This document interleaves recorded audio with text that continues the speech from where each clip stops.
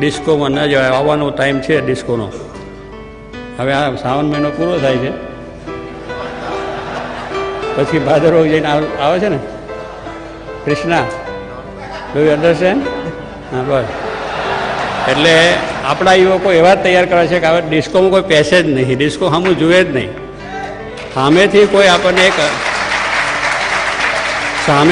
આપણને 1000 પાઉન્ડ આપે, 1000 નહીં પણ કોઈ £1,00,000 આવો ને તો ડિસ્કોમાં નહીં જવાનું.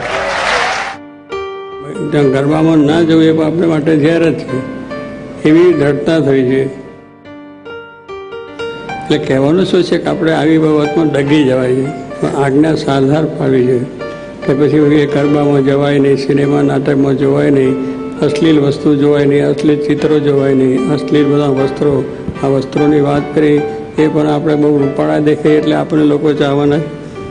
તમારા જે સદગુણો છે એનાથી બીજાની ઇમ્પ્રેશન તમારા પર પડશે. આપણે જે કંઈ અત્યારે મેળવ્યું છે, તમે રાત દિવસ મહેનત કરીને પુરુષાર્થ કરીને એ જે કંઈ મેળવેલી વસ્તુ છે એ ન જાય એને માટે હું આપને વિનંતી કરું છું કે ભાઈ આ બધું તમે સાચવો. અને આ સાચવવા માટે આ મંદિર કર્યું છે. આપણા સંસ્કાર વધે, આપણી સંસ્કૃતિ વધે, આપણો ધર્મ વધે એને માટેનું આ મંદિર છે.